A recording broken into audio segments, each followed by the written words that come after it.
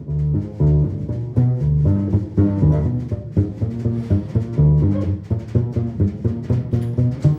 Futurist Meetup is really just about the future of almost any topic that seems interesting. And more long-term future, 10 years out. It used to be 30 years out, but we couldn't get anyone to really talk about 30 years out. Or at least anyone to commit to it on camera. But we're just trying to come up with a more speculative and thought-provoking way of looking at things rather than what's going to happen next year or what's trending in that sense. So what are we going to do? Usually we have a panel or we'll have a guest speaker. This time I just wanted to see how things would change if we had members giving their own talks. So we'll have 4 members giving talks about the future of mobile technology. Each will be about 5 to 15 minutes. We'll take questions after each of them. We'll do 2 of them, and we'll take a break, really just to have a drink or mingle, and then we'll go back to the last 2, and then get Q&A as it works out. So, Ian, are you first? Yep, that's me. Yeah. Google Glasses.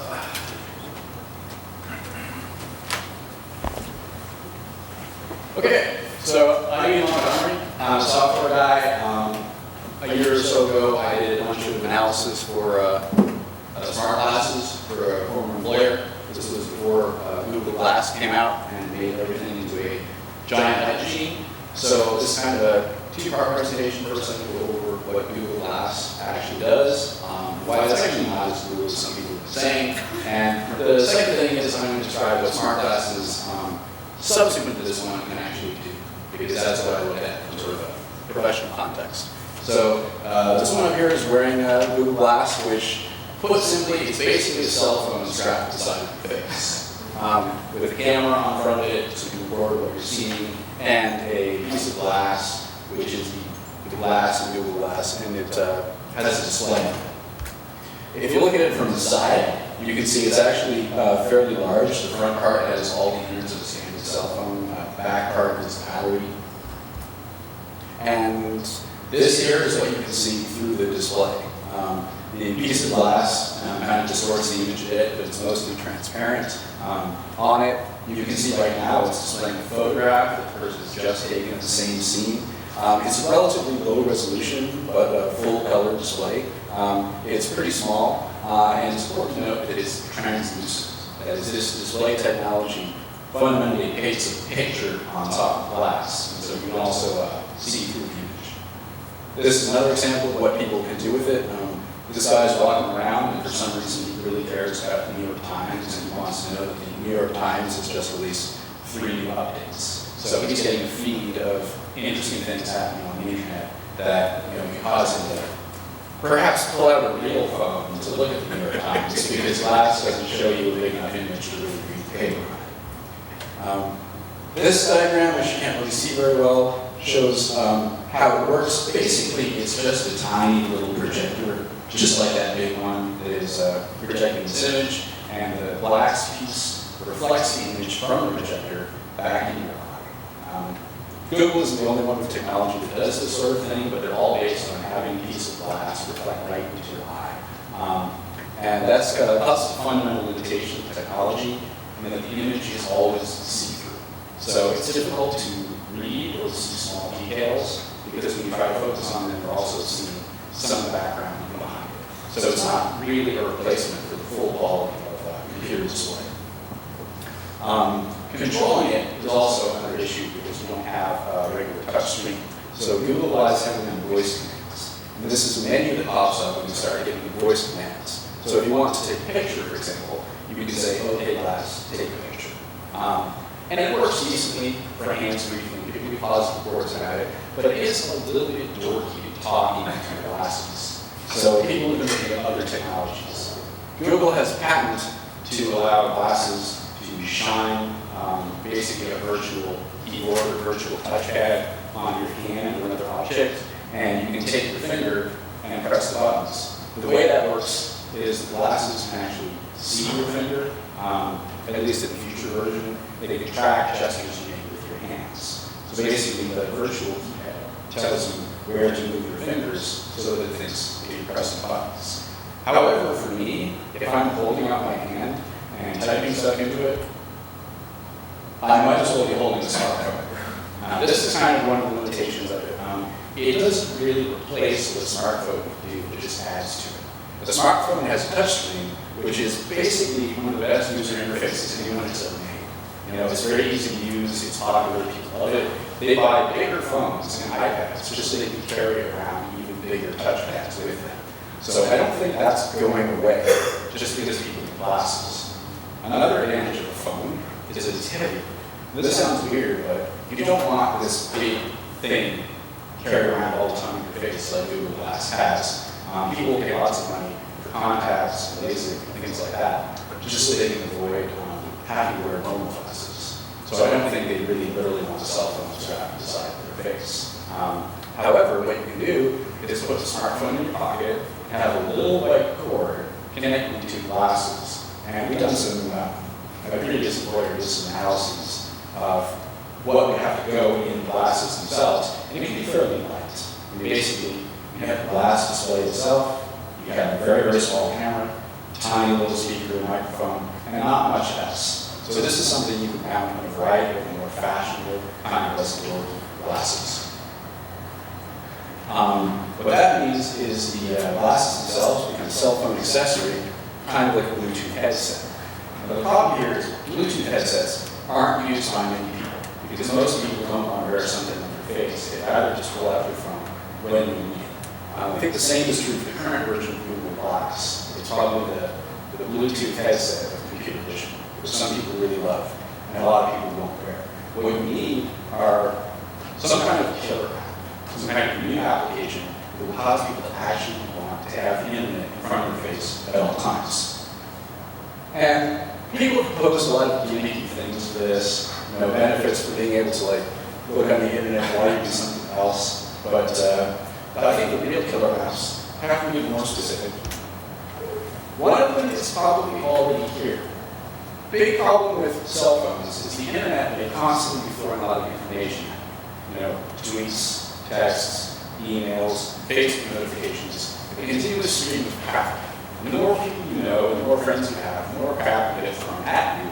And you don't want to continually pull out your phone every 2 minutes and check to see what's coming in. So I think some people would basically like smart glasses just to have a nice little scrolling display of all the messages that are coming for them. It doesn't sound very sexy, but it could be very useful. Another killer app is the camera itself.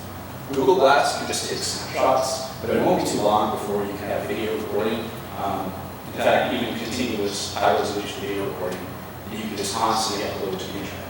And that's probably about 5 years away, I would guess. So one killer app for some people is just record everything you see at all times. You're always going to catch the cute moments with your kid. You're always going to catch your cat doing something funny. And if you're not all worried about your personal security, you're going to catch anyone who might be about to start something.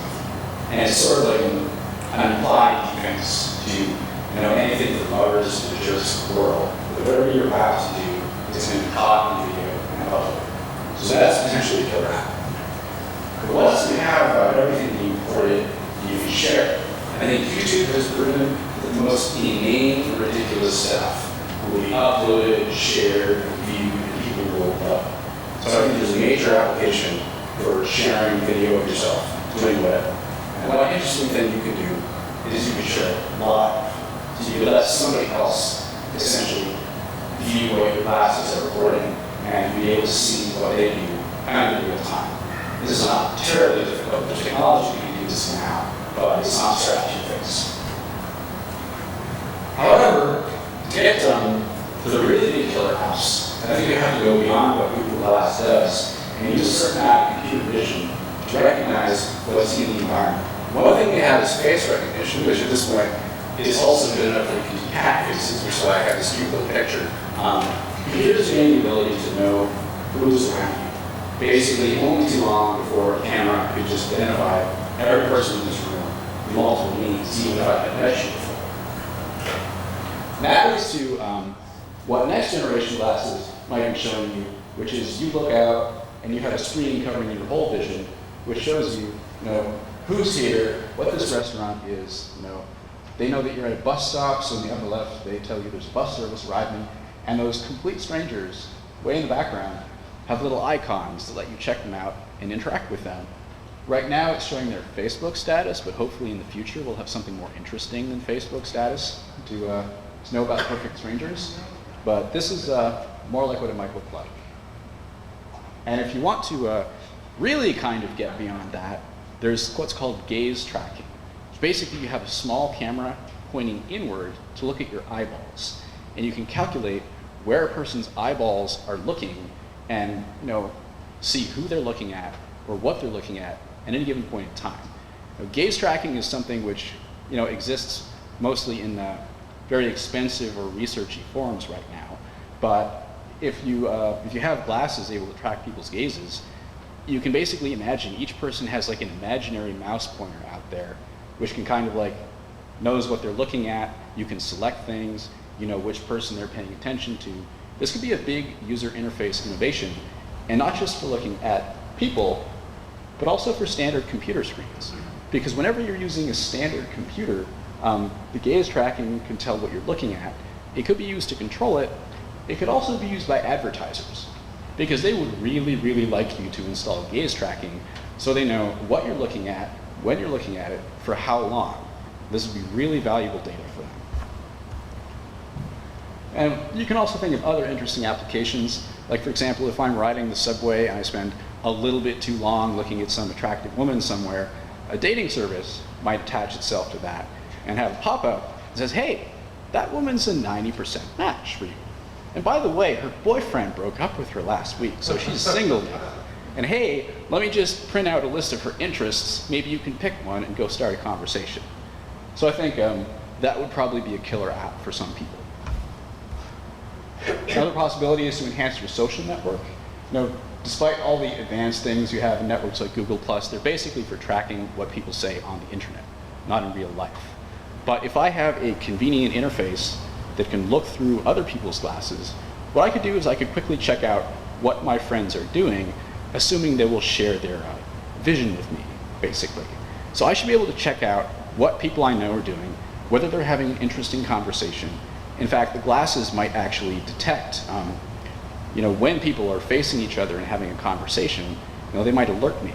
This could be useful in a work context. If you've ever worked with a large team that's split between multiple buildings, you lose the spontaneity that comes from overhearing a conversation in the cubicle next to you.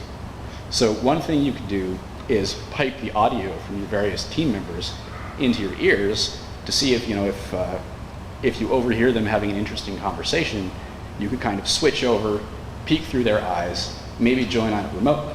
Now, this does sound a little bit Big Brother-ish, but it's the workplace, and so we normally accept that kind of thing. Another personal idea that I have is we do Yelp reviews for restaurants, we do Amazon reviews for books and CDs. It's very helpful. Why don't we just review people? Like if somebody is just a complete ass to me out on the street, I'm looking at him, I know who he is, my glasses know who he is, why can't I just give him a thumbs down? I mean, why can't I look at this crowd right here and just see little icons over your head saying who's been naughty and who's been nice? Because the internet is keeping a list. Or it could, if I could just thumbs up, thumbs down people, do Facebook like in person or whatever. That could be a killer app for a lot of people who want to get advanced warning of the jerks of the world when they show up. Now, when you have this world full of killer apps and everybody's wearing glasses, there are some downsides to it. This is a silly picture showing what it would look like if everybody on the street was using smartphones, which is an exaggeration of what happens today. But if enough people are wearing glasses, it might actually be a little more literally true, with a whole bunch of people paying attention to something other than what's right in front of them. Now, this guy, for example, might be in the office right now because his boss knows that whenever he sends an important email, it's going to flash on this guy's glasses immediately, and he's going to see it within seconds. So he can't take the excuse of, hey, I was busy, I didn't see your email in time. He is instantly available to the office at all times, and they know it. Just like smartphones make you today, only worse. And there are probably other side effects of that sort of thing. Accidents and other things can happen when people are paying attention to things other than what's in front of them. There are also social consequences to having people habitually record everything they see. Because if you're gossiping about somebody, saying something a little bit backstabby or negative, and anyone in the situation happens to be recording it, that's out there forever. They could share it with somebody. 2 weeks from now, the person you're talking about might, hear your conversation and get back to you. So I think people might have to be a little bit more careful about what they say.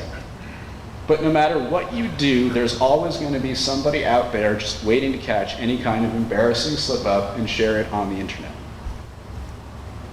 This is a particularly bad example. This is a news program about what's called revenge porn, which is basically people taking smartphones of themselves, having sex, or doing whatever else intimate, and the recording ends up in the hands of their boyfriend, generally, who later is jilted and broken up with and decides to share it on the internet.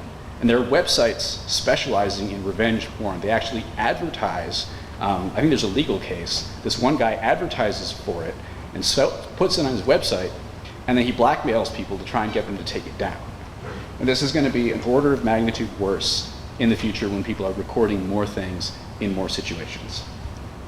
There's also the government. This is NSA headquarters. How they Google you is by recording basically every electronic communication you make. Your phone calls, your emails, everything like that is stored in NSA servers. So anything you record with glasses is likely to end up in the same place. Right now, there's not much people can do about it. So federal government will have all your stuff, and so will the police if they subpoena you. I don't know if you can see this. The guy's holding a giant handful of pot. Basically, if the cops subpoena your electronic records for any reason, they can comb through them and see whatever the heck you've done that's bad and that's been recorded. And so, a huge amount of Americans smoke pot or do a whole bunch of other minor crimes that are never prosecuted these days. But once they're on record, it's entirely possible that somebody who gets subpoenaed will get hammered by as many charges as a prosecutor can possibly make out.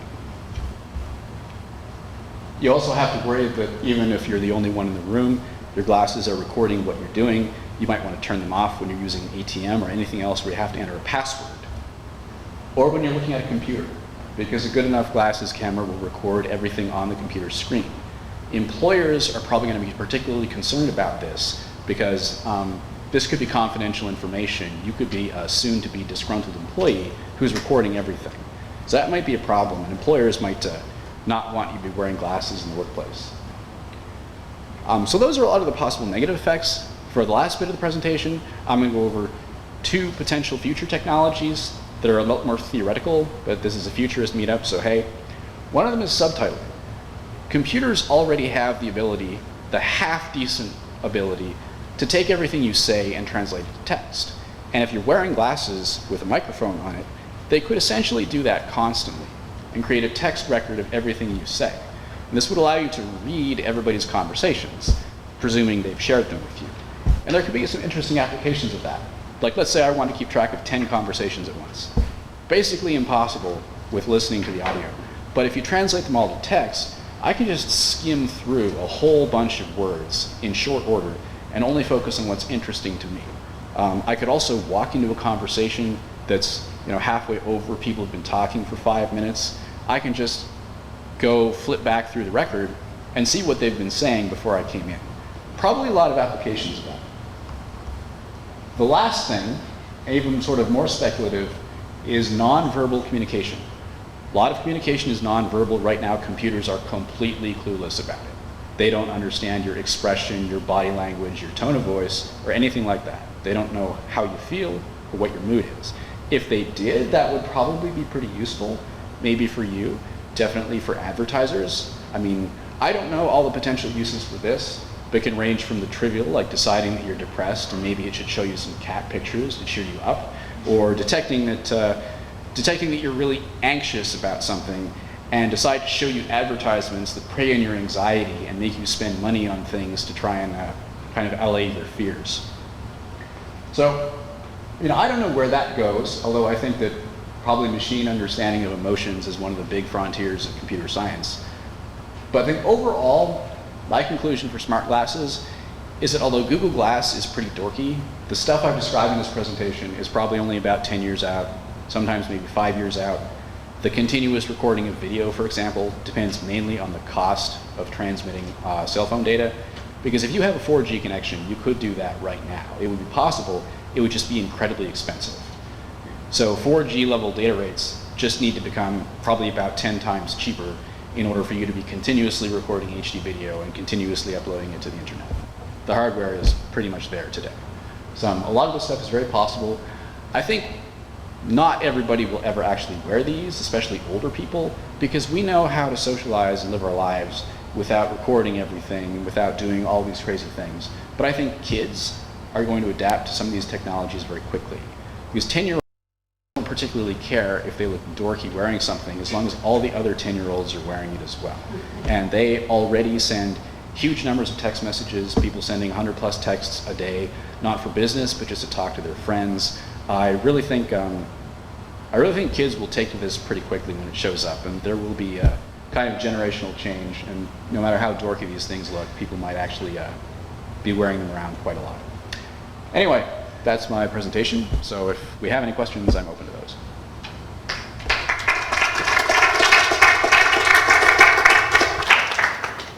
Talking about subtitling and captions, one of the, actually, I see that could be developed.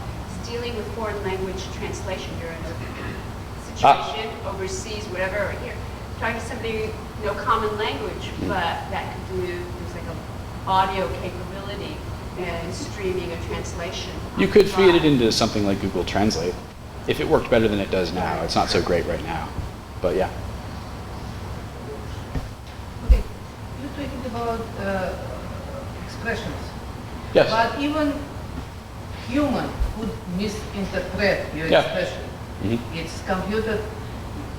I haven't solved that It's problem. much easier misinterpret for computer than for human.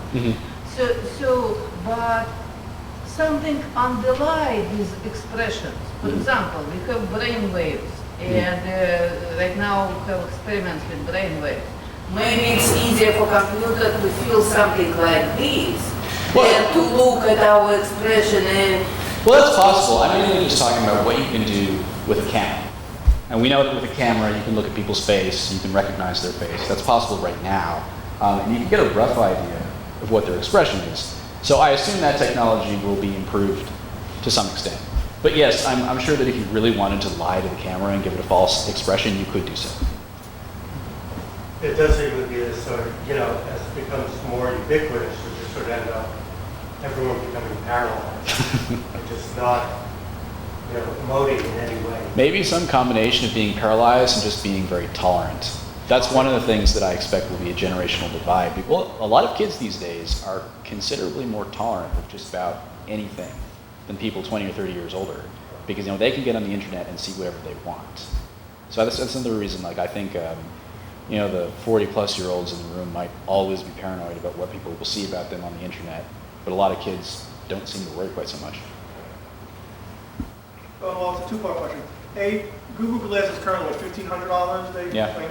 What do you think the price point is going to be to make more people, I don't think it's a price point. I think most people wouldn't wear Google Glass if you gave it to them for free.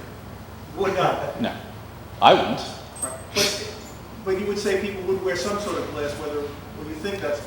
Price point is not a big deal because cell phones are already really expensive. There are a lot of cell phones that cost like $400 plus, but you don't pay the price because it's rolled into your monthly bill. Now, what do you think insurance companies are going to start doing when accidents are caused by this, and therefore going to want to charge an insurance premium to someone who is their client and has Google Glass, and is walking around the street and gets hit by a car or... I have no idea. Yeah, somehow I'm thinking the machine has to do more. For example, you mentioned that the glasses should be shut off at certain points in time. Isn't there a way that the glass could be smart enough to know when to shut off? It's possible. I mean, one thing you might be... There's a whole range of things. I mean, if you want to be in a hyper-private society, you might be able to say, I want to be private and nobody else's glasses would record you. I doubt that will ever actually happen. I think more realistic is that there's always going to be a chance people will be recording unless they hide their glasses. Maybe some people's glasses might have a light to identify when recording is on. I don't know how that will evolve. What about your own glasses telling you so-and-so's recording you? I have no idea. I mean, there's a whole bunch of ways you could do that technically. There's almost an infinite number of ways. The question is what people will be willing to enforce. I mean, like if Apple makes glasses, it's going to depend on what privacy features Apple will put in. I mean, as far as global travel, instead of jumping out of a jet and flying to the tropical rainforest, you can just ship them some glasses, have the locals run around, and you're like, all right, go down that trail, go up that mountain. Yeah, virtually hike. Yeah, I don't really believe in full virtual reality because every time I see these technologies and what the displays are actually capable of, they're not all that realistic. I mean, glasses in particular, like these, have a transparent display that you can see through. So, aren't there some augmented reality apps that can be integrated into the Google Glasses? For instance, you're hungry, you want something to eat, you're interested in Chinese food, you can go onto an app that'll just augment whatever Chinese restaurant is nearby and point to, and maybe even like bring up their menu in front of you. that's true. There are a ton of things you can do to that. I wouldn't consider that a killer app because I don't need to wear glasses on my face to find Chinese restaurants. I can do that with my phone, or I used to be able to do it with a phone book. So I wouldn't consider that a killer app, and killer apps are mainly what I'm talking about. I think we got to kind of distinguish between, the glasses and the functionality, because a lot of this stuff, it's a packaging issue. You can do all of this with, a ring. Or well, the something, difference with glasses is your hands are free, and so you can't. The ring can't display into your eyes, and you'd have to hold it up in order to see things. But again, but it's a form factor kind of issue. I could record everything I see right now with a terabyte hard drive in my back pocket. I don't need the internet. I don't need 4G to get it out there. But when I go home, it'll automatically jump onto the Wi-Fi. Well, I mean, that's a bit like saying the difference between my cell phone and a laptop is a form factor issue. I mean, it is, but it's also revolutionary, and the cell phone actually fits in my pocket, so I can take it anywhere and whip it out on about 5 seconds notice. And so the difference between glasses is it has a display and a sensor on your face at all times, so you don't need to reach into your pocket, pull something out, hold it with your hand, and do all this other inconvenient stuff. There's a problem with that because the thing is, the whole reason smartphones work is because we have fingers that can adjust and move back in our arm and do all the things that we need for our vision. This thing fixes into our head, and now none of that flexibility. I'm not sure what you mean. Well, in other words, the smartphone works because I can actually move it forward, back, around. I can look at it different. Until it moves with me, because my body is in control of this. Yeah. If I put in these glasses, I can't control that. I'm seeing the square, and I've got to move my head so that I can adjust the square. I'm wondering. Well, no, the way Google Glass specifically works is they display things that you only want to glance at relatively briefly, and it's just up in the corner of your eye. So you simply look up a bit and check it out. With larger displays that I've seen, they cover your whole vision, so you can look more or less straight ahead and still be seeing a display that looks kind of like it's overlaying or highlighting the objects that are behind it. So it does look like sort of like part of your vision. It's hard to make it, perfectly three-dimensional. It doesn't look like it's real objects in the world, but you can make an icon appear over somebody. I'm just wondering, the glasses I have here, they have like 3 phases. So if I wanted to look at you, I certainly wouldn't go up like this because you blur out on me. So I automatically am adjusting to where I'm going to see best. I'm wondering if those glasses would have like a lower level, where they could actually do. So you look down when you need to, and then everything looks fine. I'm certain that you'll be able to adjust where the display is to feel comfortable, but the general idea of it is they want to make it look like parts of the display are sort of like floating over people's heads or highlighting them or whatever. So if I was looking at you, I might see some kind of status or something floating over your head, and I could just look at that as if it was kind of a hologram in the real world. So it's supposed to appear as if these are like just projected images that are out there. You glance at them when you want to see them and see the information they have, then you look at something else. Can you undo that? I'm not sure, but I mean, for details, you'd have to ask Google's engineers, which I am not one. Okay. It seems to be that you're under the impression that this particular product is not going to be a huge success. just because of the store key factor. But Well, there's- my question is does Google control so many patents related to this particular technology that even if this particular product does not succeed, all of the things that will come out of this in the next 10 years, Google will effectively control either directly or indirectly to The patent answer to that business? is no. A lot of people, there are many, many different technologies that can do these tasks. Like I said, Google Glass is hardware, is standard cell phone hardware.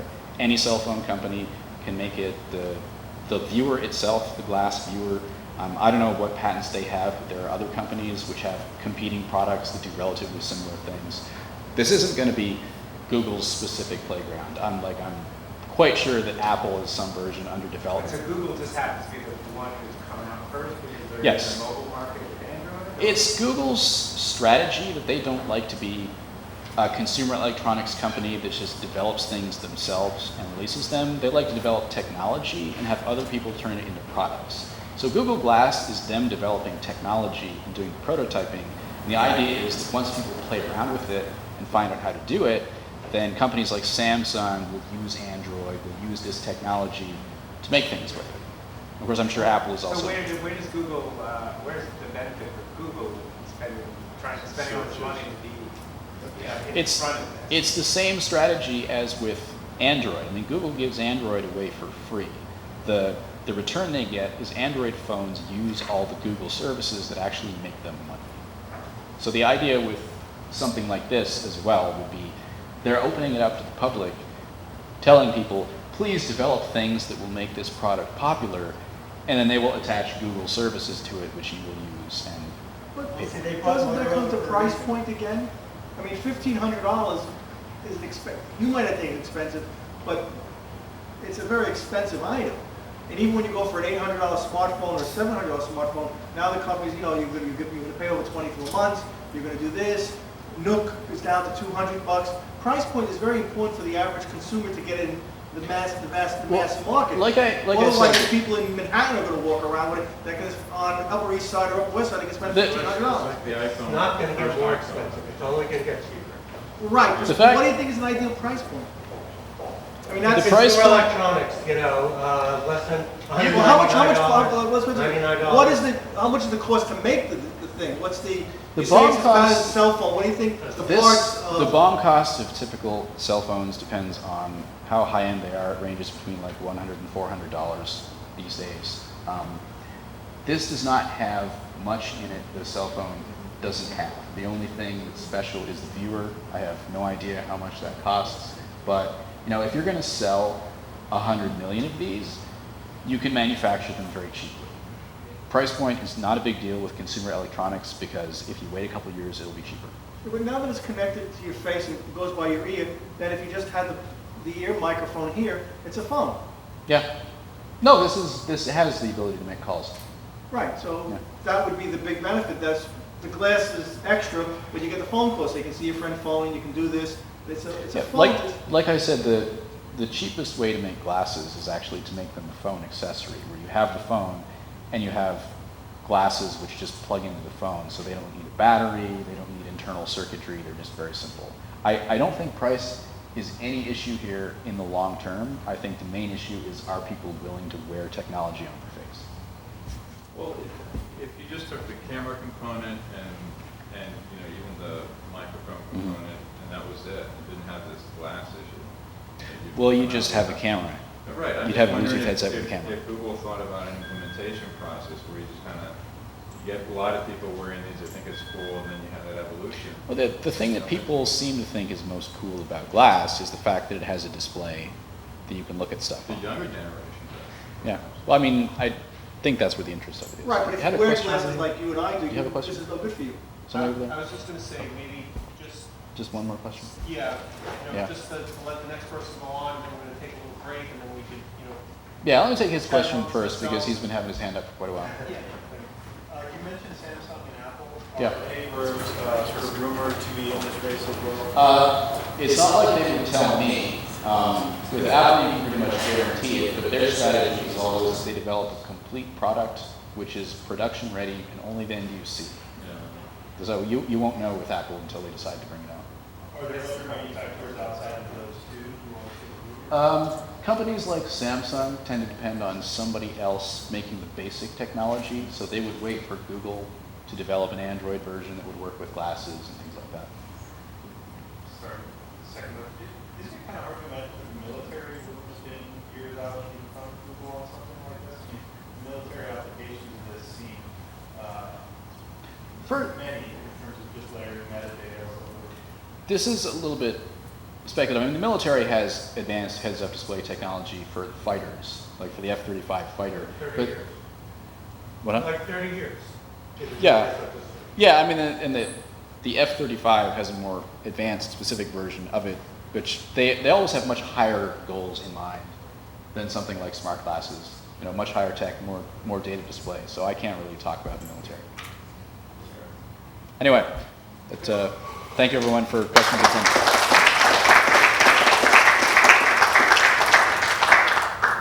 All right. Hi, everybody. My name is Niles. Unfortunately, this is not going to get lighter and more fun. It's going to be just as tech-heavy and geeky as it just was. I'm going to be talking about commerce as it relates to this type of technology. This is a working draft, so it's going to feel a little rough. My background is in mobile. I am a tech co-founder for a company called Clean Plates. It's a guide to healthy and sustainable restaurants. We do a lot of evaluations of restaurants to figure what their food sourcing is, how nutritious they are. And generally, I'm trying to figure out a way to automate that process so that I can do scripts of various sources of information to try to figure out if there's a good signal that says, is this a good restaurant or is this a bad restaurant?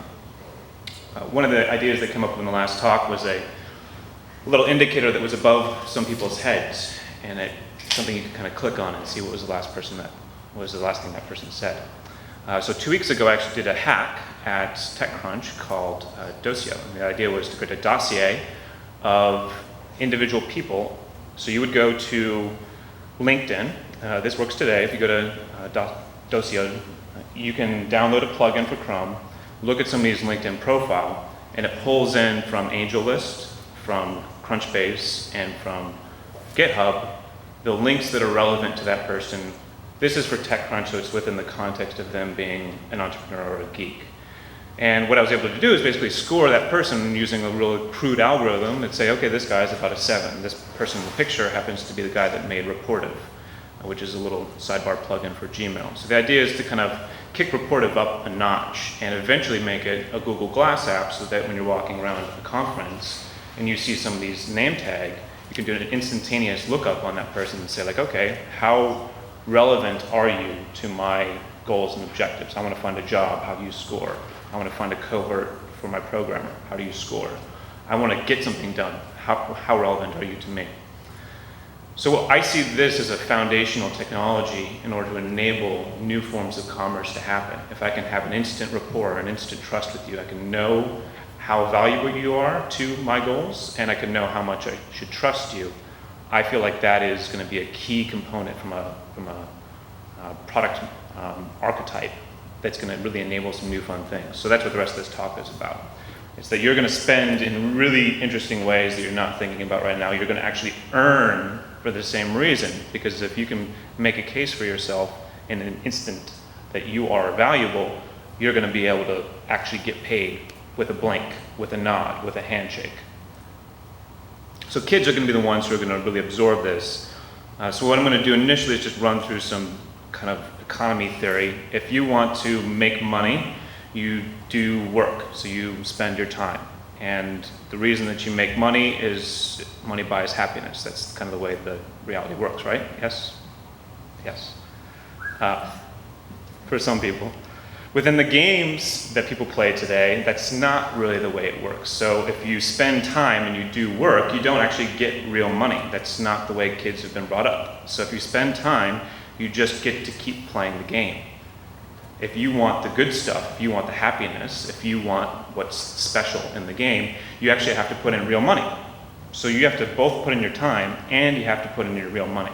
So the people who have really figured this out is Zynga. So Zynga, can I get a raise if you've actually played a Zynga for more than a day?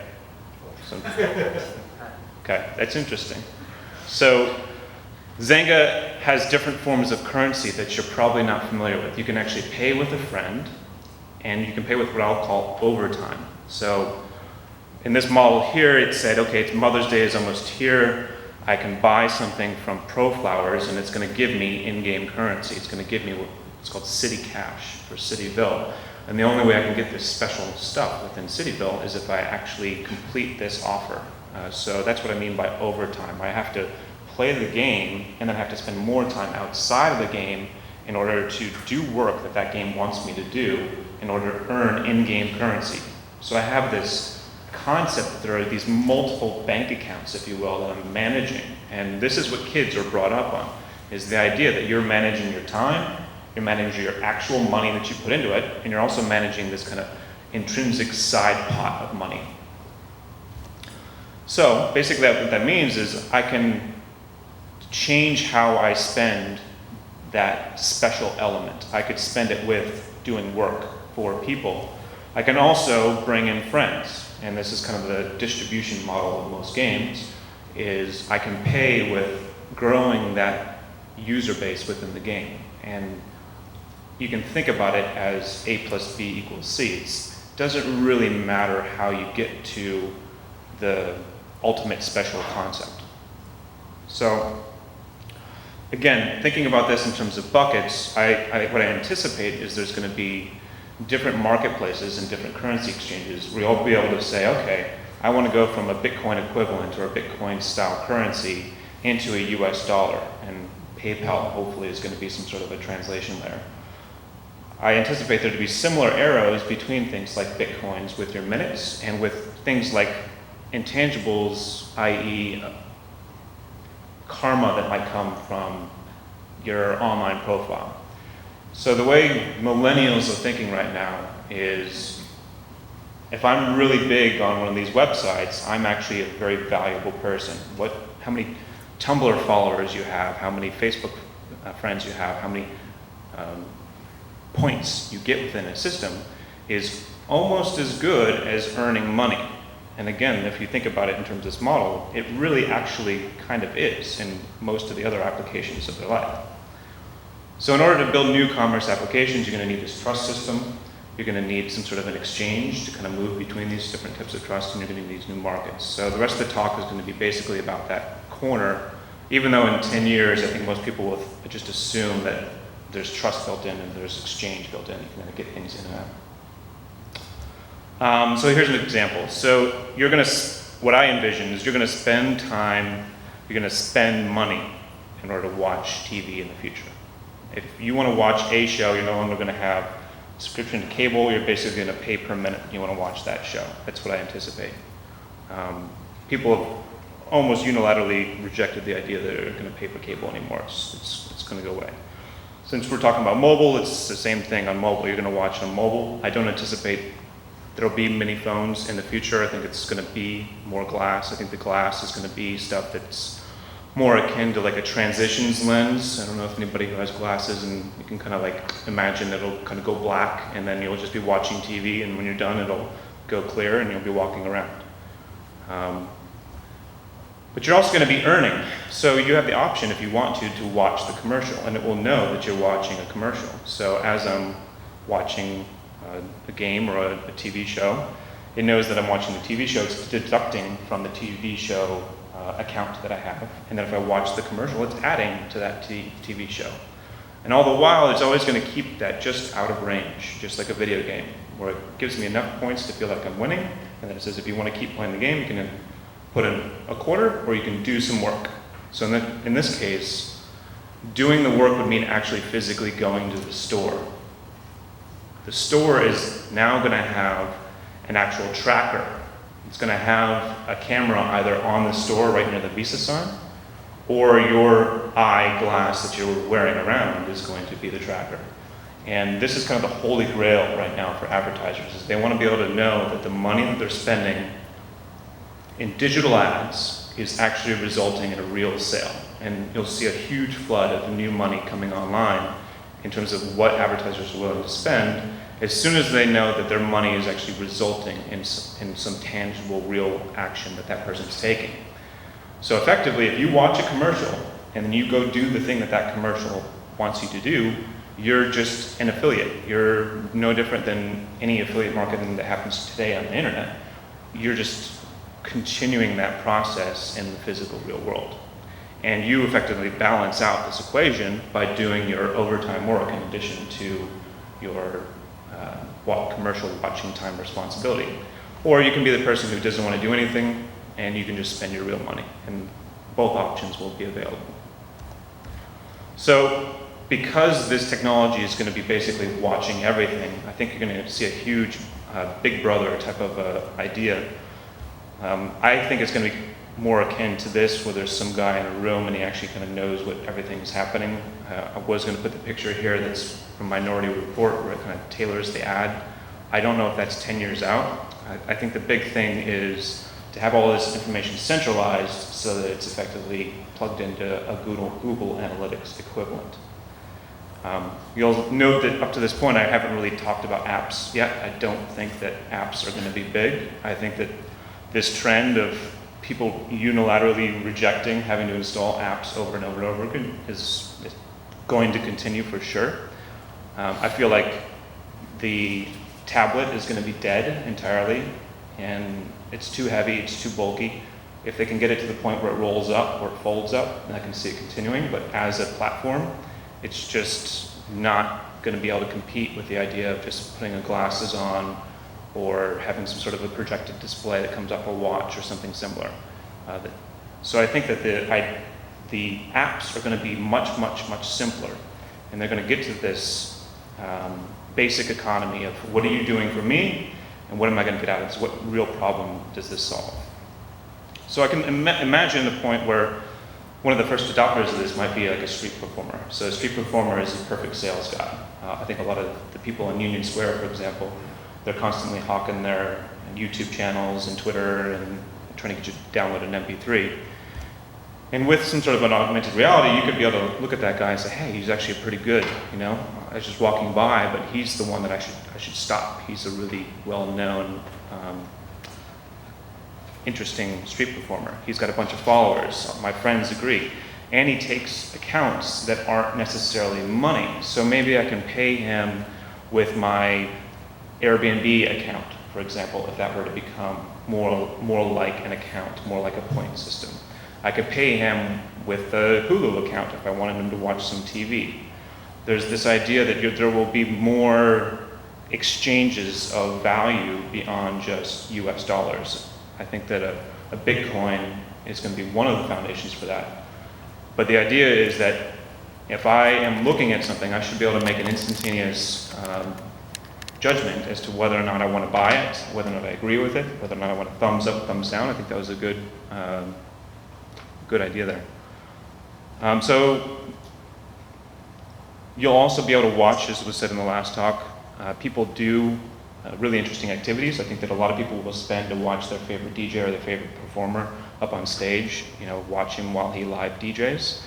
But those same people can then earn through Skillshare type of websites. So if I'm at home and I'm saying, hey, this is how I do cooking, or this is how I put on makeup to go to the prom, I can earn, whether right now you're thinking of that as, okay, I got YouTube views. In the future, those will translate more directly into things that are value, things that that person can actually say, okay, it's worth my time to continue to do this. I can see this also applying a lot to areas of oppression. So eventually one of the main problems is going to be, okay, there's these cameras everywhere. I want to be able to go off the grid. Anybody who recognizes this little symbol as the incognito window understands that sometimes you just don't want to be plugged in.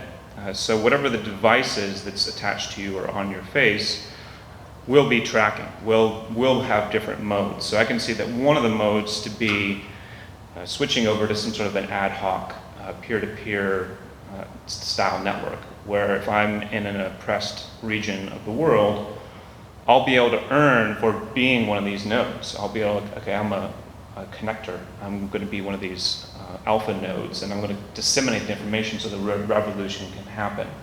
Whether that's actually physically running a drone, or that's just being a small intermediary peer. I can also generate value for that system by bringing more people into that network in order to expand the revolution. So just as that ABC model from earlier, people will think about contributing value to a system and earning value from a system in a kind of a mixed bucket type of a manner.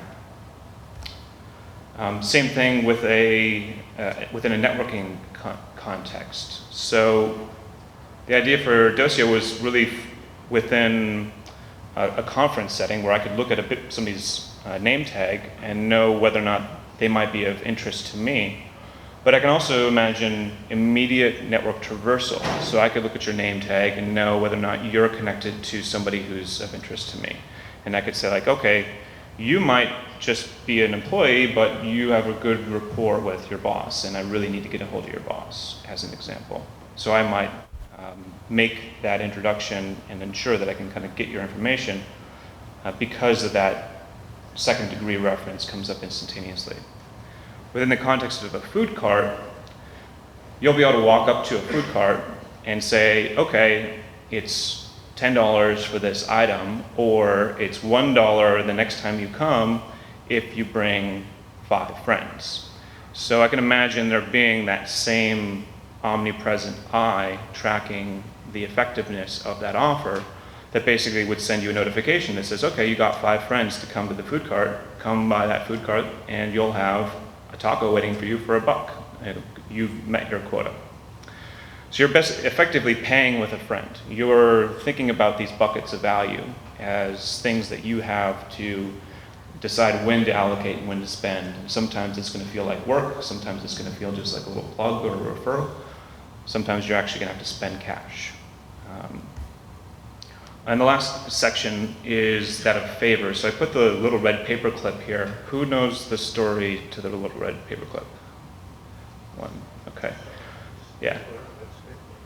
So the idea was very early, actually, on the internet. Somebody wanted to trade a red paperclip for something. They traded it for a pen, and then a pin, and then a picture, and then a CD, and then a guitar, and then a recording contract, and then a truck to drive the recording studio around, and then eventually a house. So they got a house for the paperclip.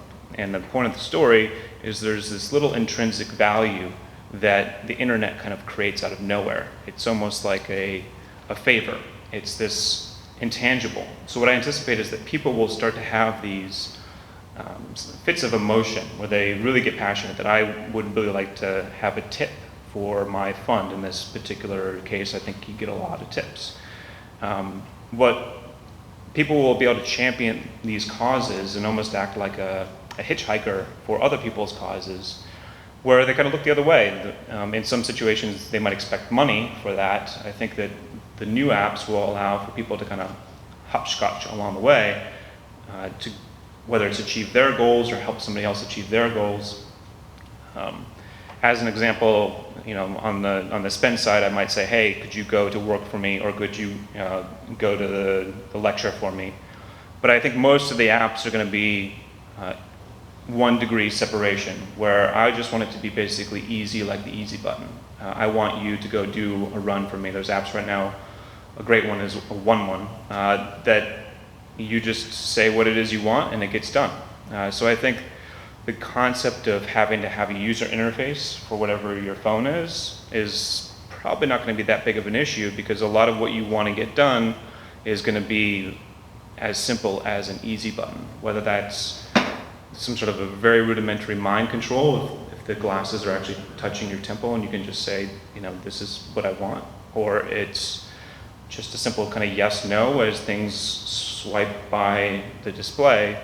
I think that the successful apps of 10 years from now are going to be things that allow me to kind of spend from buckets that aren't just pure cash and get things done as simple as an easy button, whether it's because it's read all my information and figured out what I want to do, or I've set up predefined scripts, which Seamless Web already does. If you just want to have lunch, Seamless Web will actually send you an easy button and you can just press it and it will give you whatever you ordered last time for lunch. So I think that the future of mobile is much more impulse driven, and it's going to be much more experience driven. And It's going to enable new types of commerce applications. Docio is the name of the app that I put up front, and my goal with this talk is just to see if there's anybody else who wants to work on any of the verticals within this, whether that's trust or the exchange or the markets. So that's it.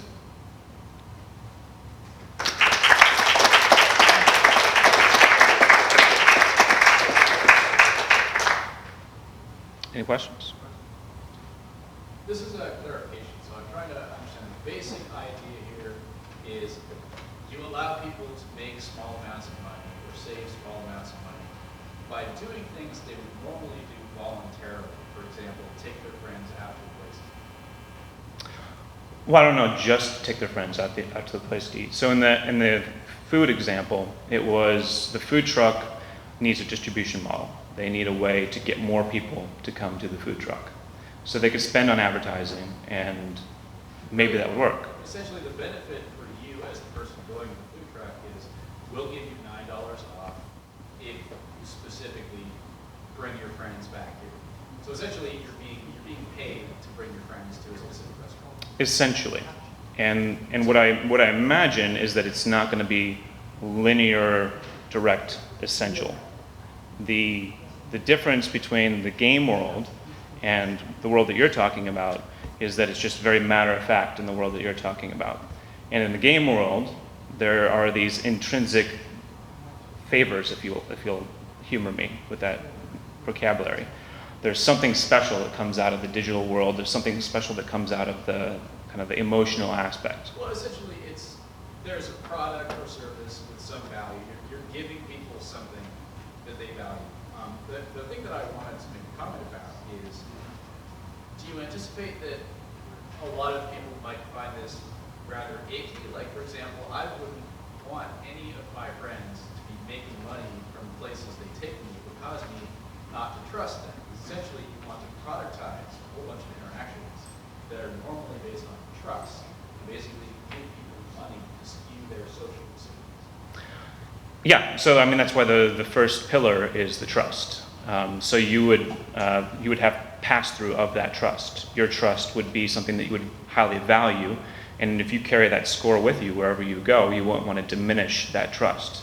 So if you were to screw your friends over, you would have a lower score rating permanently. So this is actually an incentive problem within companies, in that measuring how trustworthy people are is fairly difficult and usually involves looking at large performance metrics, like how much money did you make, have we ever caught you in a lie, things like that. Whereas the moment you provide small amounts of money to grease the wheels, people are going to find ways to essentially betray trust and objectivity in small, difficult to detect ways. I mean, this is why large organizations prohibit driving any form of internal. I mean, this is why companies don't have internal markets for any form of behavior. I'm not so sure the trust is between the people in terms of what you're trying to say. The trust is a tracking system that everyone accepts, and then they go about their own business as they've done all along. So in essence, if you would never know that somebody invited you, just say, hey, why don't you go get the truck? And the guy goes, and then because he's wearing some gadget and it's centrally controlled, you get a point. And everybody knows that they're getting points, but nobody really knows who's getting the points, and nobody really cares. right, it's an invisible. It's that image from Batman. It's the network doesn't necessarily have to be a push. This friend wants you to go. It's I got you to go. And I get the credit. Whether you know that I got you to go isn't necessarily a one-to-one. But you're correct in the sense that the trust is part of the kind of intrinsic nature of this system. And I can see there being a possibility where there are multiple kind of trust metrics that you have to determine which one you want to go on. One of them being the food cart itself, to say like, is this actually a good food cart to go to? How analogous is this to like an infinite number of frequent flyer programs for everything and everything, all the points in these infinite number of frequent flyer programs are all interchangeable with all of the other ones? That's good. I was going to put that example in here, but I wanted to see if somebody would actually say that back to me. So I think that you maybe get it. But yeah, it's similar in the idea that there are a limited number of things that you can actually exchange those points for. But there are some things that you can do to earn those points and some things you can do to spend on points. And if you wanted to, they can even let you buy those points. I don't know why you would, but you can. There are ways that you can kind of double down. You can gift those points. If there's somebody who wants to fly home from Iraq and you want to bring a troop home, there's programs for that. So I think that a lot of the paradigms that people are comfortable with frequent flyer miles are going to start to like ooze into some of these other internet points type concepts. To follow up on that, I mean, you would create currencies in Amtrak points, airline points, Century 21 points, etc. And so you could have a whole wallet full of different currencies, and then the vendor might choose, say, all right, I'll sell you the hot dog with Century 21 credits. Yes. Or Starbucks credits and everything. Yes. And then that vendor takes the Starbucks credits and can buy Starbucks coffee to sell. And I would imagine there'll be virtual worlds where you actually go in and you earn and you mine credits. And tax those credits. Well, that was one of the theory that I wrote about is in terms of how you get paid for your salary. 25% of it could be doled into, say, a Walmart to be into a Walmart type, because you're going to spend it anyways. Mm-hmm. And then it becomes a Walmart currency. And then you have an exchange that, well, I want to go to Home Depot. I can exchange that. An exchange could be done on a smartphone, as an example. And it could be exchanged with somebody else using the same Google format. So somebody else looking to buy Walmart will do the exchange. You never know who it is, and you Right. do the exchange right then and there. Well, right now, I know a lot of people who are subletting their apartment on Airbnb, for example. And the general going rate is at minimum, if you let it out for 2 weeks, you pay your rent. I know some people who do it for 1 week and they pay their rent. So that means that you either sleep on the couch or you sleep at a friend's house and then you have a free apartment in New York. And that system already exists today. So people are able to kind of balance their checkbook, if you will, of that rent portion of their budget by saying how much pain do I really want to deal with. And I can imagine a situation where there's like a Airbnb analogous system that lets you do that accounting with more of a points type of a model. Yeah, but I'm not talking pain here. Walmart would turn around and say, if you choose us because you got your paycheck, we'll double up or we'll give you some special, just the reverse of thing. Yeah, well, I mean, I guess what I'm trying to say is that there's money that you're going to spend anyway. It's like there's a household type of an item. And if I had to go play the household item game or do the household item activity in order to make that a wash, I'm mentally going to think about it kind of in that A plus B equals C type of a model. A and B becomes a currency value 4 times. Exactly. Exactly. So I can double down. It's almost like playing poker.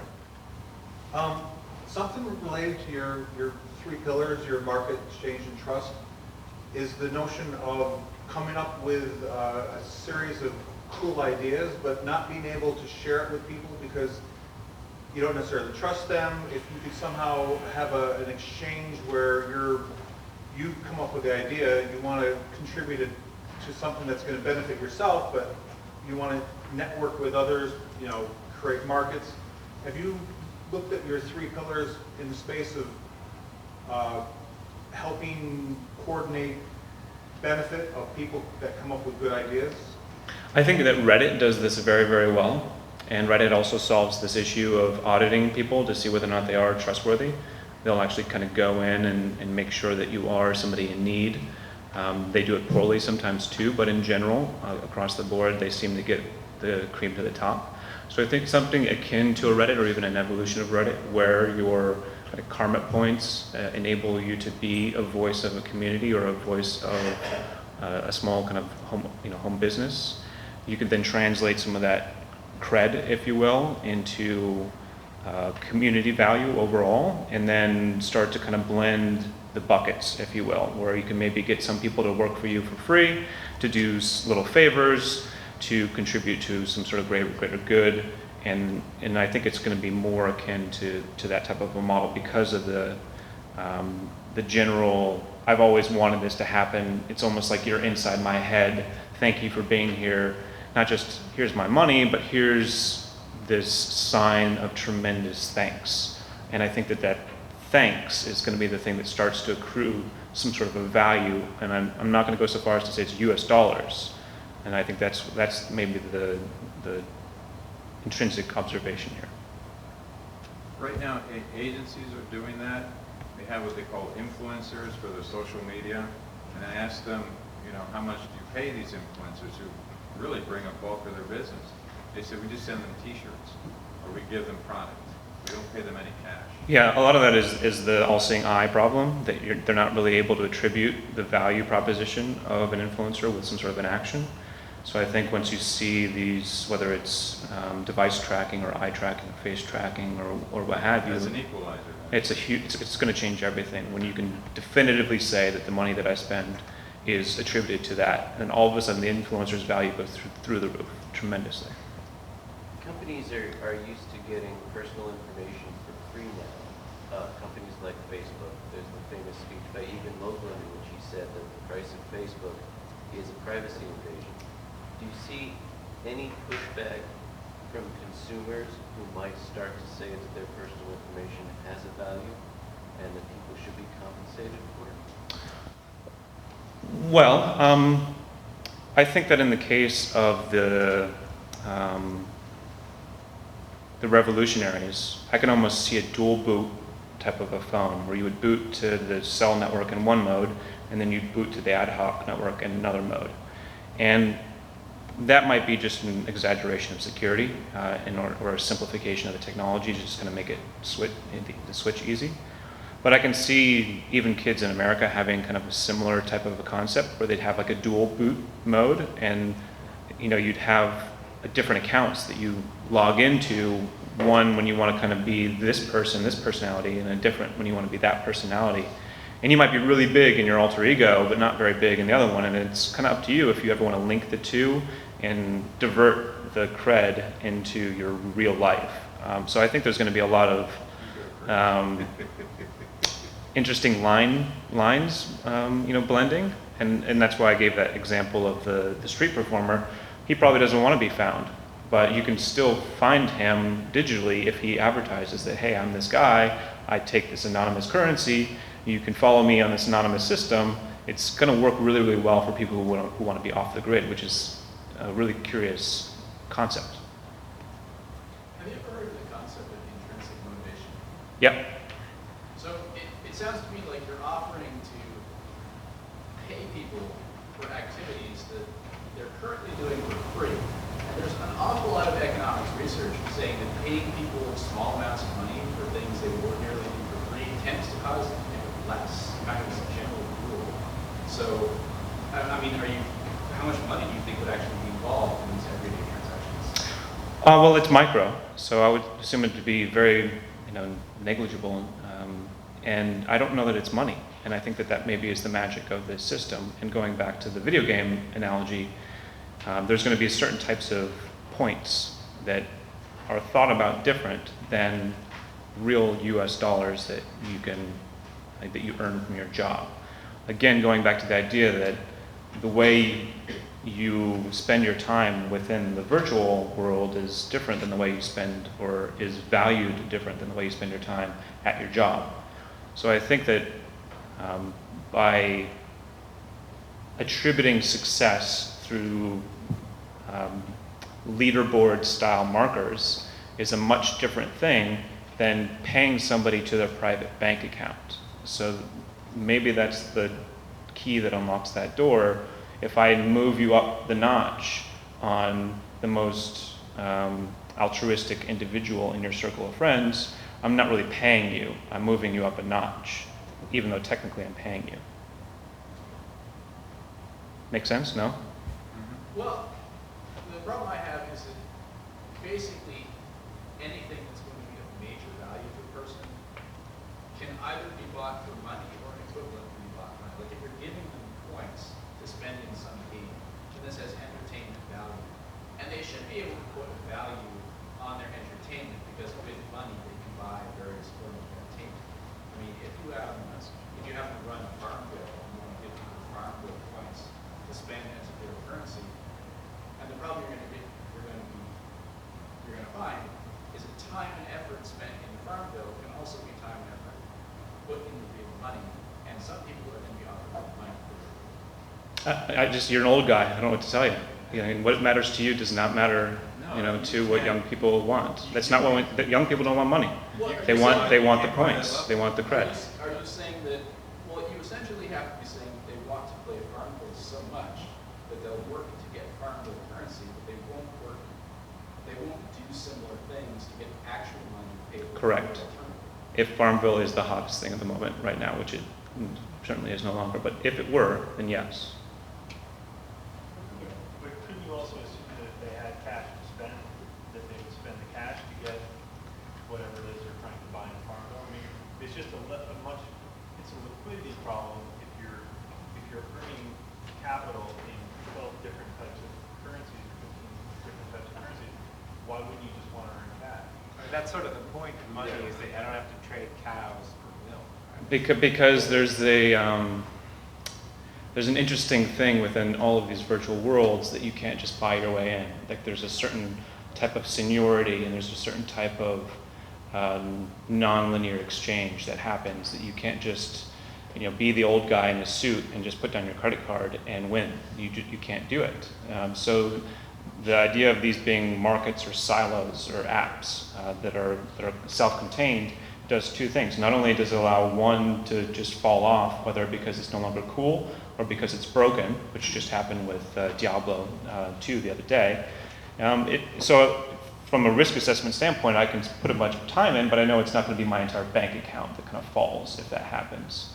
But the opposite is true, which is like, okay, I can put a bunch of time into this thing that's, it's weird, it's on the cutting edge, but if I put in the time and I figure out what's that one thing that everyone's going to want, what's the happiness factor, you can't just buy that because there's a limited supply. Maybe there's only so many badges that go out. Maybe there's only so many indicators of success that are available, and maybe they're time sensitive. All of the kind of game mechanic type of an idea it puts limitations on that. And if the most important thing is that you're walking around Times Square and you have an indicator above your head that says, I am the shit, and the only way you can get that is by being the shit, you can't buy it, then all of a sudden money's worthless. And that's what I'm saying.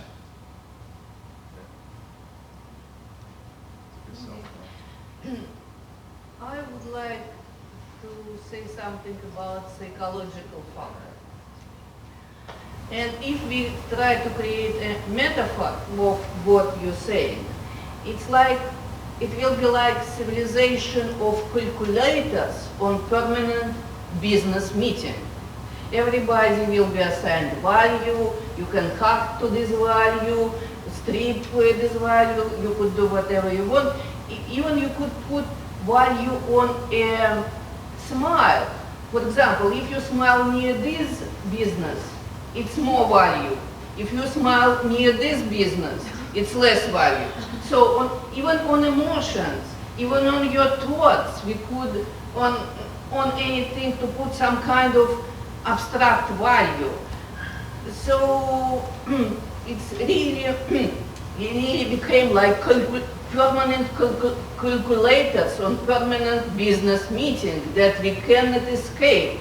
And even if you sleep more or less, or what kind of you talk about to your friends, it's also could put value on this. So I'm not sure that happiness could be any help involvement in your civilization. I'm concerned as well. I realize I've been participating in one of these completely non-financial markets since 2004. It's called Daily Coast. You log on, you get an ID. The ID stays with you. And if your ID is lower, you have a certain amount of credit having been an early adopter. Then, in order to get to become a trusted user, you spend time writing posts. And if other people like your posts, it's a reputation engine. So I have seen some people actually get real jobs out of having a high reputation on Daily Coast. So I think your description of this is fascinating, and there are probably a lot more of these markets already in existence than we even realize. And I think a lot of old people are actually participating in this type of game theory. But the point that I want to make, and older people, old people, come on. Yeah, Daily Coast. KOS. Yeah, the political website. political website. Anything else? Okay.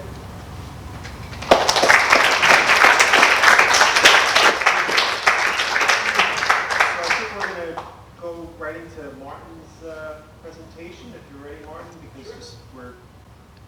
Okay. So I thought it would be fun for a change to talk about some technology that doesn't have anything to do with smartphone apps or social networks, and something that's like big and heavy and industrial. So I'm going to talk about the transportation of very large objects, like the picture up here. And so this is going to be sort of speculative and far in the future.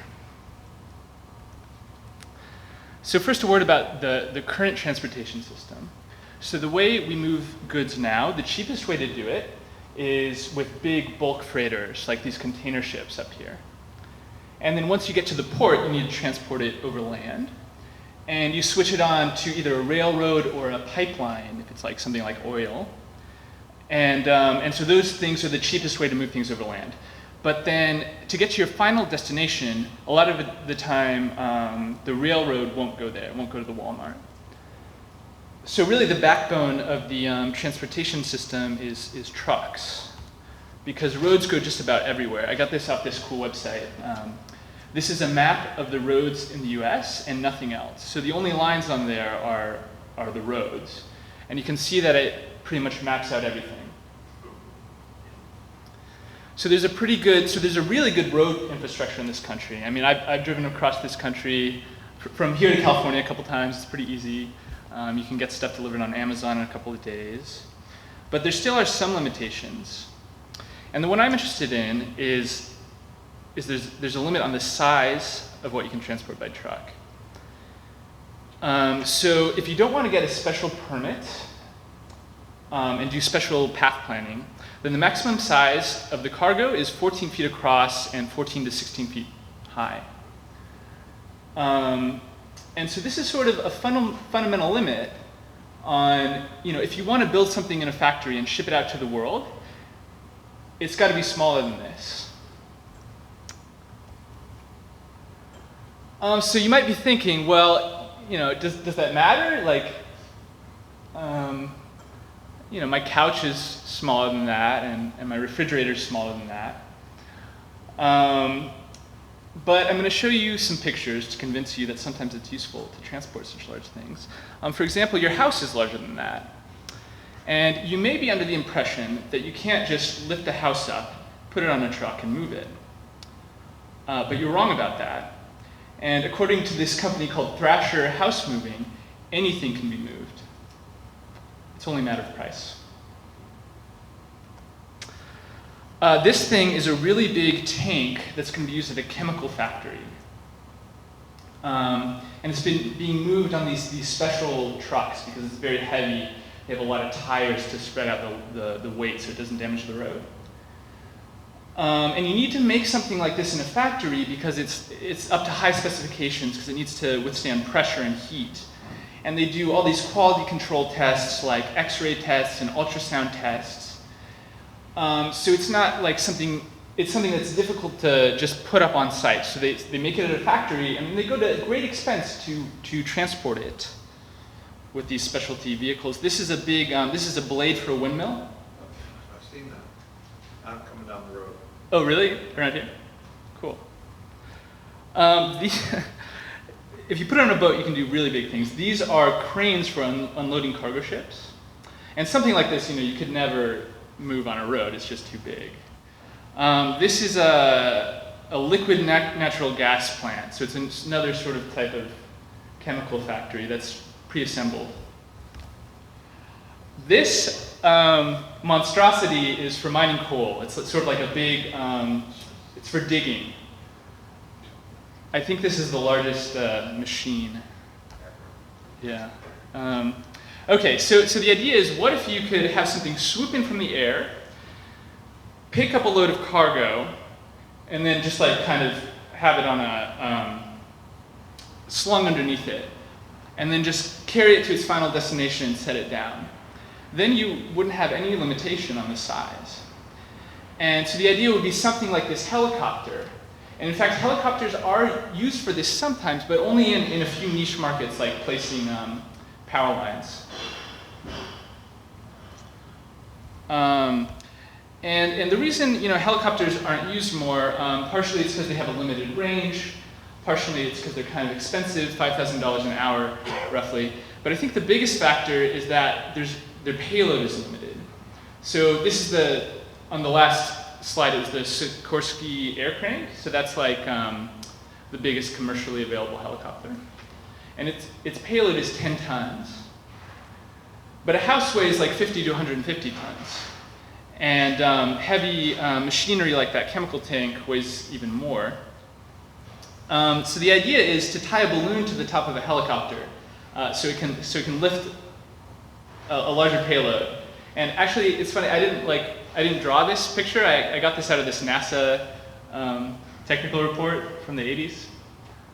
So it's something they were thinking about, the one with the balloon.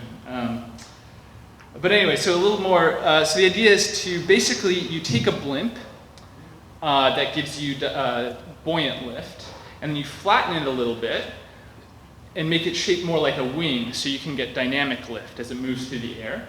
And then you also have little, you can't really see them, but little propellers that are vectored, so little propellers that you can turn to give you, to lift you up like a helicopter would, or to propel you forward through the air. And people have been thinking about this for a while. So I got, there's some reports from NASA and from NATO from like the 80s and 70s and 80s. And they think that it would be something like 3 times cheaper to operate than a helicopter. It would have a longer range, and maybe most importantly, it would have a huge payload capacity. They've imagined building these things to carry 500 plus tons. So again, a house is something like 100 tons. So you could basically carry all those big machines that I was showing you. And so people have been thinking about this for a while. There was this paper in 1972 titled Cargo Airships, a Renaissance? And I guess the answer was no at that time. And then, again in 2005, there was a paper titled The Rebirth of Airships. And recently there's been a lot of military funding to develop these things, to carry heavy cargoes and to do long endurance surveillance. And this is a prototype that was built for the Navy called the Long Endurance LEMV, Long Endurance Multi-Intelligence Vehicle. It's since lost funding. There's sort of like this fight between the company and the Navy over whether they can get the prototype back to try to sell it in the commercial market. But to sum things up, the market is fledgling. So I'm not going to make the argument that this is going to happen soon, but the idea stays around, and every couple of decades people try it out again. And some people would think, oh, well, it's foolish to do this because it's already, in the past it didn't work, starting in the 20s, and then, already they tried it again. But in the meantime, there have been all these technological developments that I think every few decades when they try to build blimps again, they're keeping better and better technology to do it. So I think at some point we might see this. And just to point out what's changed since like the 20s, for the outer fabric of the blimp, you can use Kevlar instead of neoprene-coated cotton. You can use modern jet engines that weigh 10% as much as the old engines. You can use modern control systems. An interesting story is that old airships, so they had a cockpit in the front with a pilot, they had an engine room in the back, and the way the pilot would turn down the engine is they had a telegraph with an operator like tapping away to send the guy a message, hey, turn down the gas a little bit. And then also there's GPS and weather forecasting to avoid bad weather, and there's things like computer-aided design, which only was used the first time for airplanes like in the 90s, so it's pretty new. Right, so there've been some market studies, this one in 1978, to say, okay, if we built these, would anybody use them? And they've been generally favorable. Mostly they see the market in logging for kind of like carrying around big logs, but also in support of power plant construction, pipeline construction, placing power transmission lines like that helicopter was But those are sort of like drop-in things that could be used for. And if we want to speculate for a bit, I think it's interesting to think about what could happen if these were available and people had time to reorganize the way they did things to take advantage of it. And so the thing that really interests me is if there could be a shift from construction to manufacturing. And what I mean by that is like almost everything we have, like these chairs or this computer, was mass-produced in a factory somewhere and then shipped out to the rest of the world. We're not producing these locally. But in construction, things are still made on-site with like a local workforce, with limited division of labor, and with only the equipment that you can kind of bring with you to the site. So in a way, construction is still kind of like artisan manufacturing, where there used to be, a wheel maker in every little village, and a shoemaker, and a tailor. And one of the reasons for the shift from artisan manufacturing to mass production was that before railroads and canals, it was really hard to reach a mass market. If you mass produce, you need to transport things out to a lot of people, and to transport things overland, you needed to put them on a horse cart, and the roads weren't very good, so it was a very difficult thing to do. And in fact, in 1800, it cost as much to go 30 miles over land as it did to ship something all the way across the Atlantic. So you can't really have a mass market before this happens. But once you built canals and the railroads, then you had production centralized in the factories. And so the thing I want to, so if it was easier to transport very large objects in buildings, maybe you'd have factory production of these. And this might sound far-fetched, but it already happens to a certain extent. This is a picture from a factory in Brooklyn at the Navy Yard, a company called Capsys that builds modular houses. So they build they cut up a building, well, they don't cut it up, but they start by producing a building in these little modules that are small enough to fit on the back of a truck. They do that in a factory, and then they put it onto a truck and ship it out to a location. And then on location, they kind of lift these off the truck and then like stack them up and then attach them. And it's also interesting for building infrastructure, because one of the difficult things about building like infrastructure in populated places is that you don't want the disruption. If you have to repair a bridge or put in a new bridge in the middle of a city, there can be thousands of people and billions of dollars worth of stuff that use this bridge, so you want to minimize the disruptions. And you'd like to be able to just build the bridge somewhere else and then come drop it in place. And so this was this was at Dulles Airport. It was this construction project where they were putting in a pedestrian bridge. And they sort of constructed the bridge off to the side somewhere. And then they, one night they closed down the highway. They put it on this huge, multi-wheeled vehicle, just moved it into place and dropped it in there. And so this stuff, and also this has been getting more popular. This is from some report. The use of prefabrication and preassembly has almost doubled over the last 15 years. So this stuff happens to a limited extent now, but it might happen more if there was a easy way to transport it. That's it.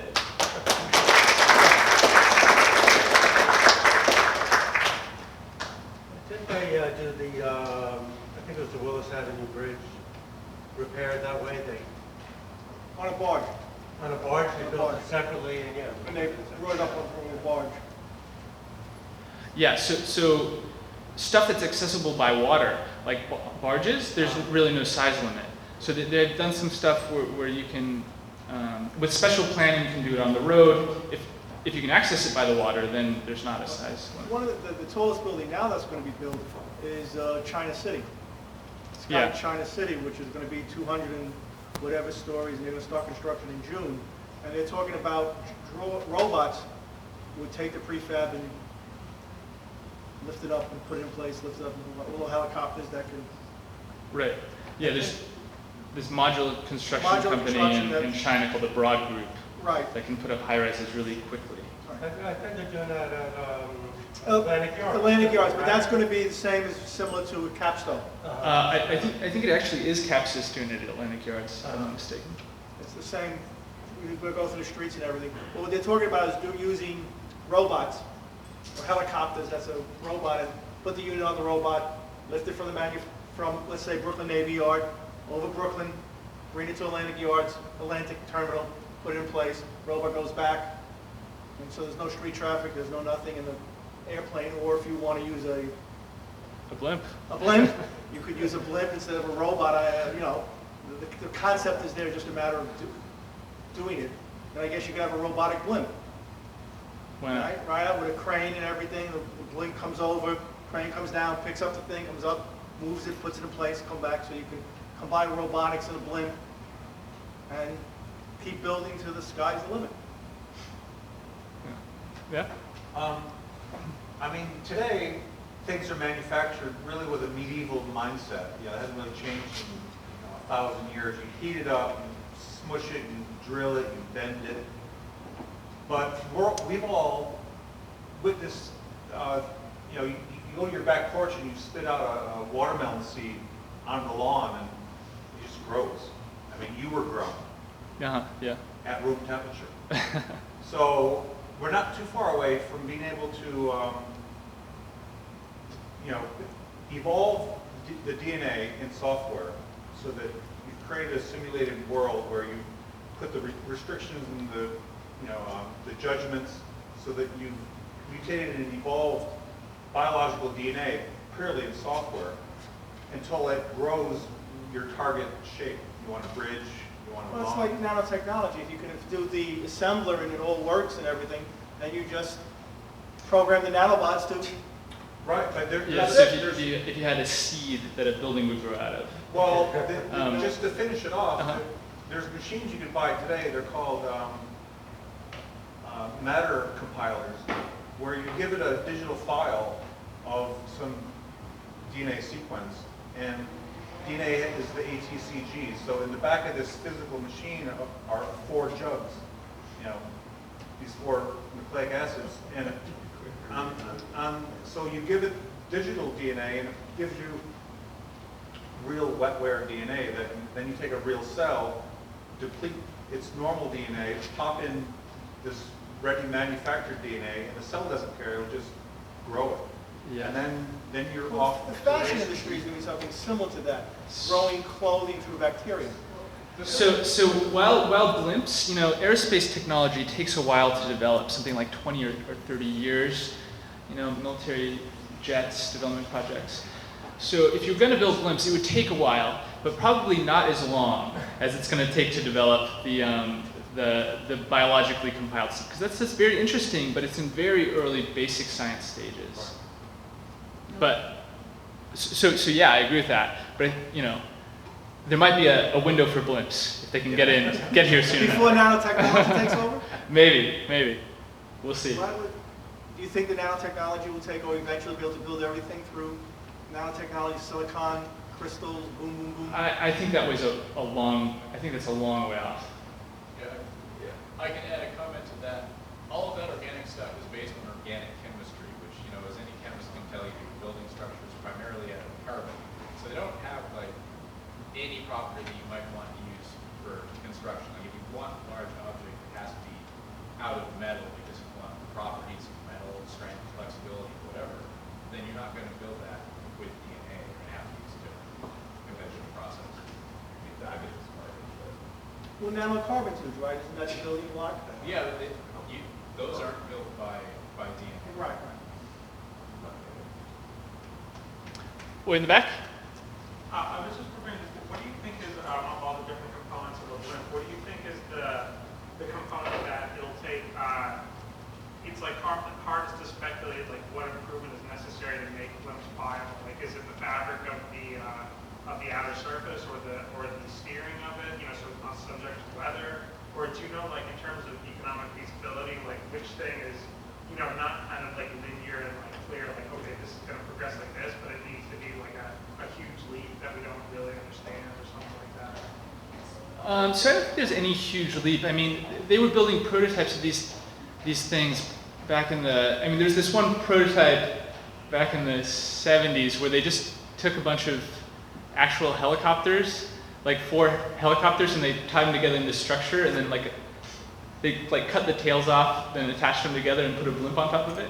And it actually crashed in the test, but like, it's not that the technology isn't there to build it. It's a bunch of questions about whether it would be economic. So I think what it is a bunch of details, like all that stuff, ground handling, the operational costs, just, it's a complicated thing, so there's a lot of, it takes a lot of investment to develop it, because you have to, also, a lot of, helicopters or planes, they're developed from a previous version of a plane, so you have something to start with, but because there's been such a long gap, you have to sort of start things from scratch, and so I think there's just a big hump to get over in airship development. Also, there are aren't a lot of engineers who are trained for it,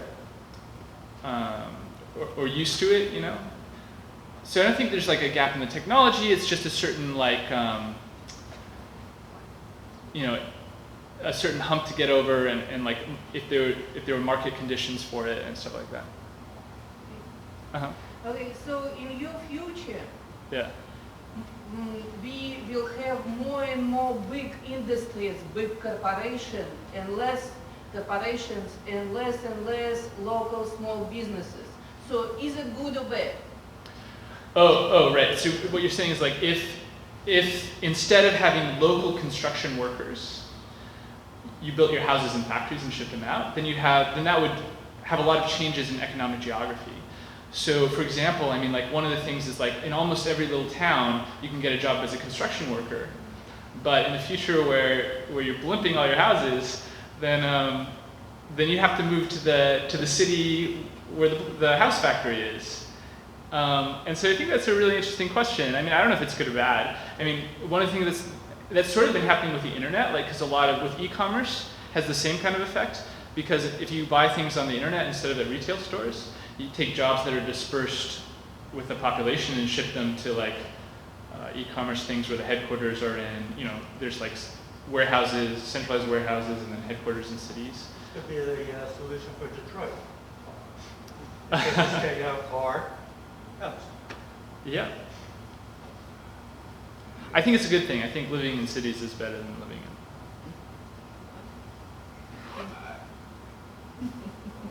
What about the environment? Is it good for environment or bad for environment? I mean, I don't know. I think that's a. I think it, on balance, it'd probably be better. If you're manufacturing everything in one place, you can handle the waste, you can handle the it's like easier to recycle if you have a big centralized facility. Multiply processes. Shipping things by truck, in spite of all the localism stuff, it's like, it has very little impact on carbon footprint. The trucks, as inefficient as they are compared to the blimp, are still very, very efficient ways to move things around without a big hit on the carbon footprint. All right. Okay. Thank you.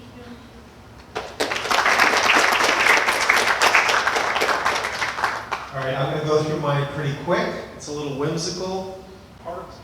Okay, so I have to admit I stole this from an ad I saw on a bus shelter a couple of days ago. But some of these were talked about a little bit earlier, but we did not cooperate beforehand.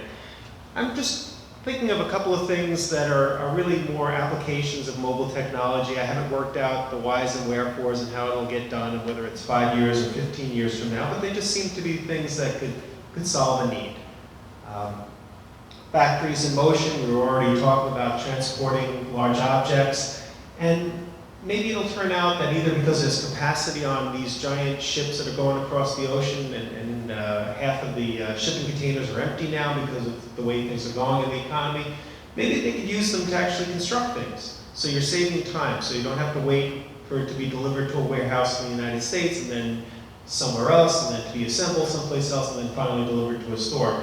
You can get a lot of just-in-time kind of work done. This might only work with certain kinds of objects, whether they're maybe very high-tech or very niche-oriented. I don't know. But it might just be a way of using capacity. Let's say we don't need trains as much anymore, even though it's going the other direction. Well, you might be able to use them as factories in some sense. Or you might be able to use trucks as factories, perhaps. I don't know.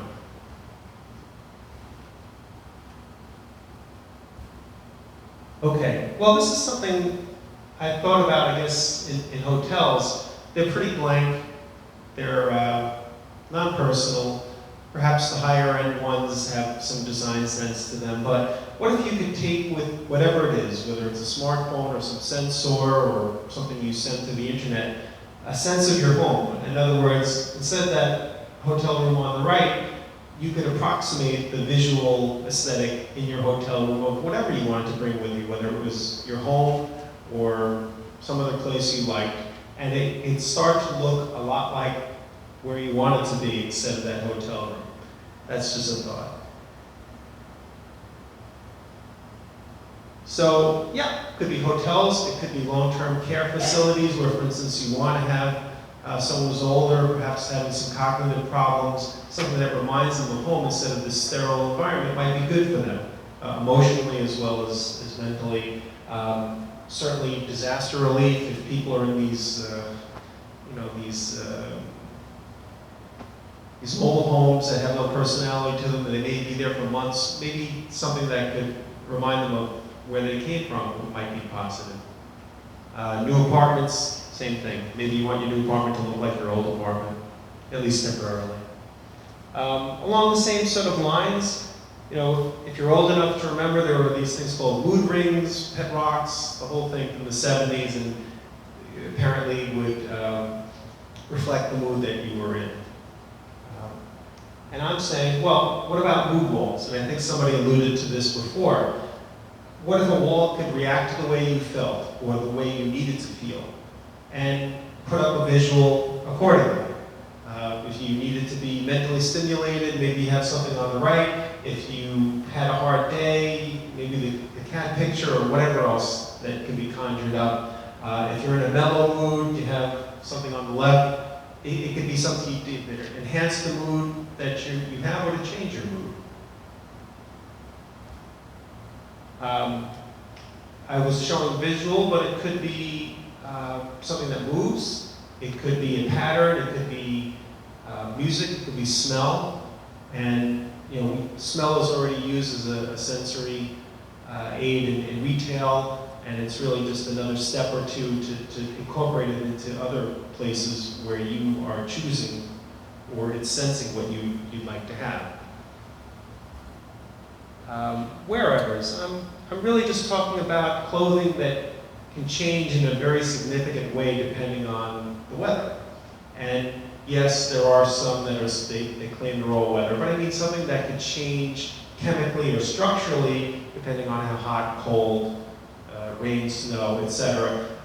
Do we really need something like that, or who would need something like that? I don't know, but I can see it happening almost as a cool thing to have, just like Google Glasses or all kinds of other advances that may seem as just a sort of look at me kind of thing, but maybe there are situations, whether it's, if you're in the desert in Iraq, I guess it's 100 degrees in the day and 50 degrees at night, or whatever, 10 degrees at night. And something that can change so you don't have to have a lot of change of clothing might be helpful. Okay. Anyone who's eaten in a cheap restaurant or gone to a salad bar might like to have a sensor that can tell them whether there's a decent chance of them getting food poisoning. And I did this kind of cheekily, but when you think about all the circumstances that you're at a picnic, you're at street fairs that are notorious for this kind of thing, and you can use your judgment and you can use your five senses, but sometimes that's not enough. Could it be used by the government to inspect places? Yes, it could be, and it would be. When you travel, God knows. I mean, you can be warned about all kinds of things, but it'd be nice to have this little quarter-size thing. You could just run over something, a light goes off, maybe you pre-program it for the things that are most likely to happen, or maybe there's a connection to the internet that feeds what information you need to know for that particular location. So I could definitely see some applications for something like that. Maybe along the same lines, you go into a train, it's an enclosed area, or a plane. You don't have a choice in the plane, but in a train, maybe you don't want to stay because somebody there has a bad cold, or they have some virus, or something else that either your immune system is not equipped to handle well, or it's just, well, you don't have health insurance, or some other reason where you just don't want to take a chance of being sick. And I'm not talking about being a germaphobe, but maybe you've walked in and there's someone who's just come down with something, and you can move to the next car. Or maybe you have kids and you want to move to the next car. How that gets done again with technology, I'm not equipped to say, but I could see that being a popular seller.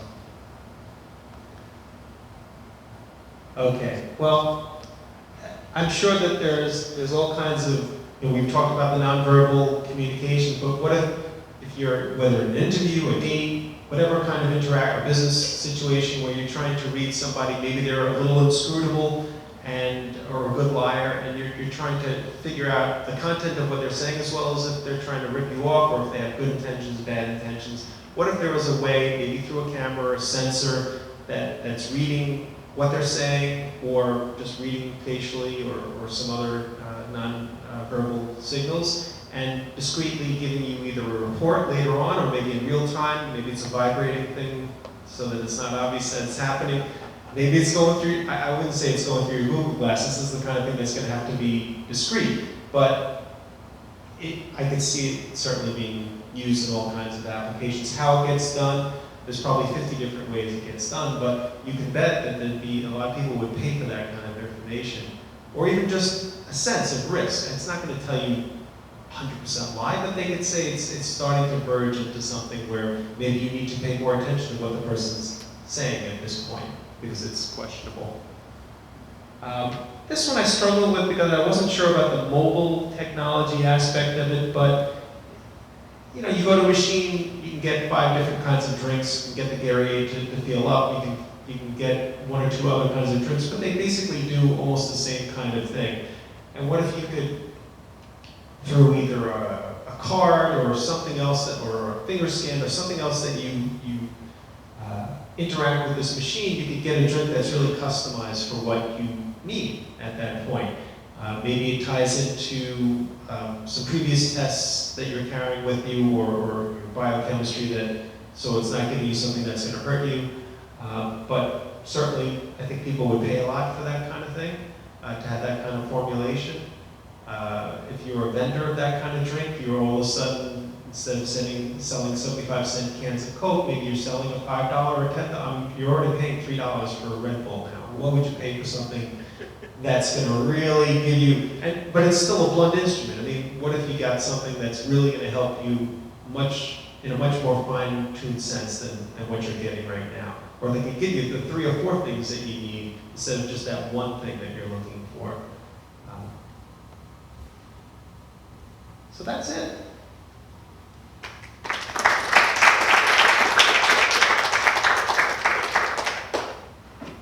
Any questions, or did I just blow your mind? I was going to say the first one, the factory in motion, the LNGs, that's a huge business right now. Right, they're already doing that, right? Isn't Turkey, I think, already has that? Australia.